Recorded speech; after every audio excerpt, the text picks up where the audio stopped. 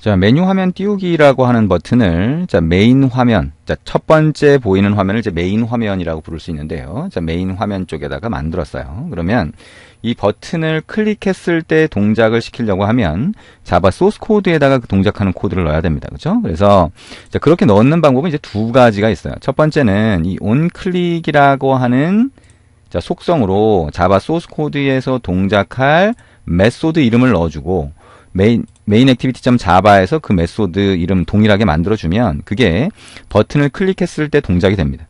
자, 이게 이제 첫 번째 방법이고요. 근데 이거는 자, 액티비티라고 하는 거 안에서 버튼을 클릭할 일이 워낙 많죠. 그러다 보니까 좀 편하게 쓸 수 있도록 만들어준 겁니다. 그리고 그게 실제로 이제 여러분이 이 버튼 클릭하는 것뿐만 아니라 일반적으로 버튼이든 뭐든 클릭했을 때 동작을 하게 만들겠다라고 하게 되면 자, 자바 소스 코드에서 자, 요렇게까지 해놓고, 여기서, id라고 하는 걸 기억을 하시면 되죠. 자, 여기, 오른쪽에 보셔도 있고, 왼쪽에 컴포넌트 트리라고 하는 요 화면을 띄워서, 컴포넌트 트리 안에 버튼이 들어가 있으면, 이 버튼의 id가 버튼이라고 하는 걸 여기 표시된 걸로 알 수가 있어요.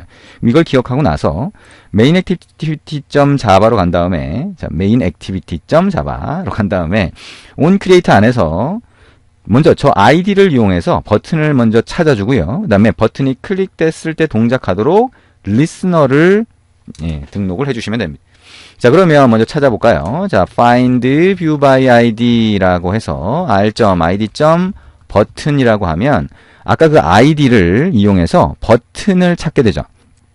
안드로이드 화면에 들어가는 모든 것을, 자, 화면 구성 요소를 view라고 부릅니다. 그래서 요 메소드 이름 자체가 id를 이용해서 뷰를 찾아달라라고 하는 얘기죠. 그러면 버튼도 뷰이기 때문에 자, 버튼 객체를 찾아서 줍니다. 자, 그러면 버튼 객체라고 하는 게 여기 미리 자바 소스 코드에서 만들어진 걸 이렇게 API에서 참조하실 수가 있어요. 그래서 버튼이 찾아졌다. 그러면 이 버튼의 .set onClick listener라고 여기까지 입력을 해보시면 onClick listener라고 하는 메소드가 있어요. 그래서 이걸 엔터를 치고요. 다시 new onClick 여기까지 하면 이렇게 보이죠? 다시 엔터를 치면 자동으로 코드가 쭉 입력이 됩니다.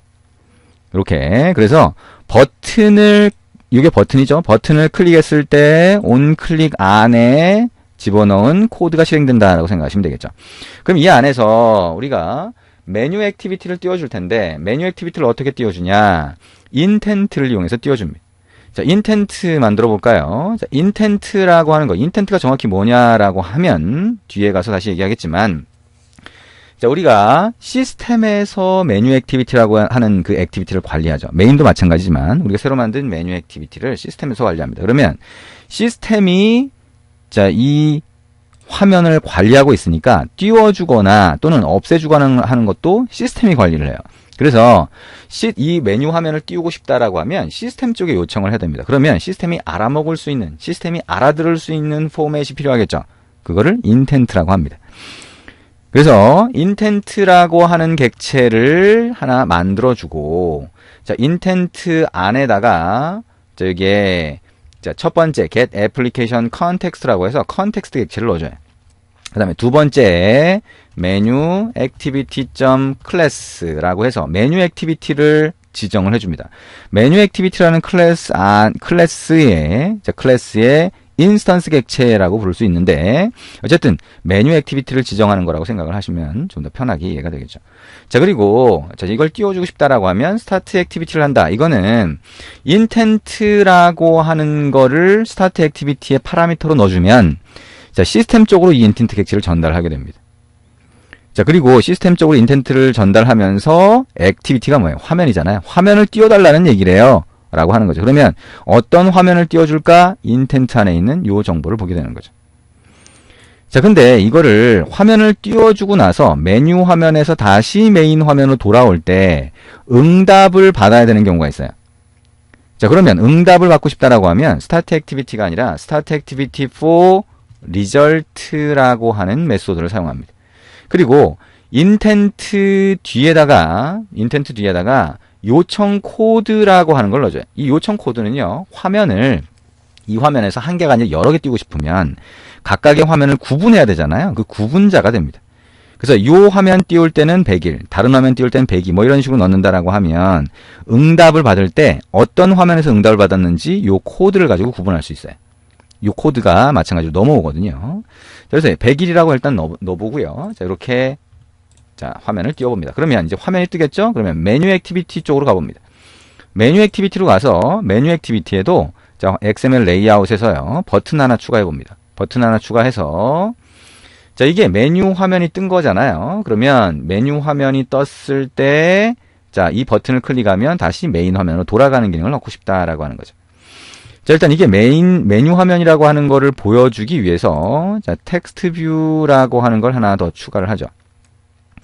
그래서 텍스트 뷰를 자, 여기다가 추가를 하고 자, 여기에다가 메뉴 화면 이렇게 표시를 하면 됩니다.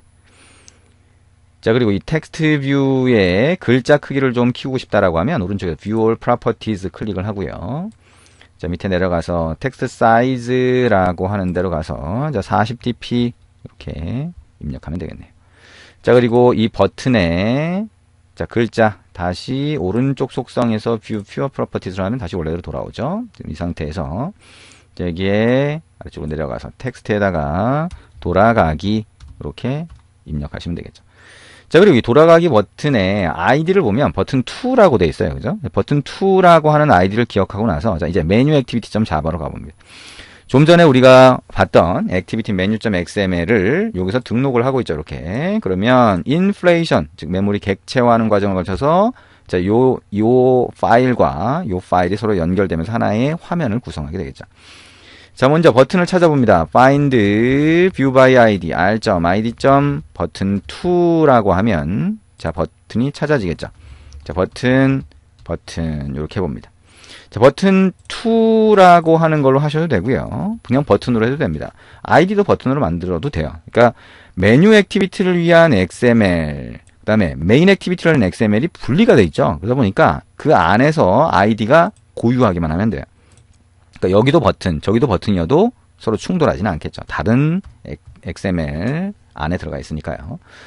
자, 그러면 이 버튼 2.set on click listener enter new on click listener enter를 치면 이 버튼 2라고 하는 버튼을 클릭했을 때 동작할 기능을 넣어줄 수가 있습니다.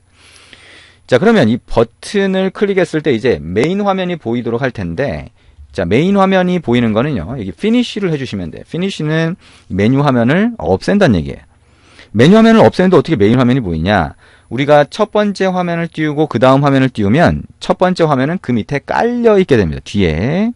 자, 뒤에 깔려 있다라고 생각을 하시면 돼요. 그래서 그거를 액티비티 스택이라고 하는 데서 관리하게 되죠.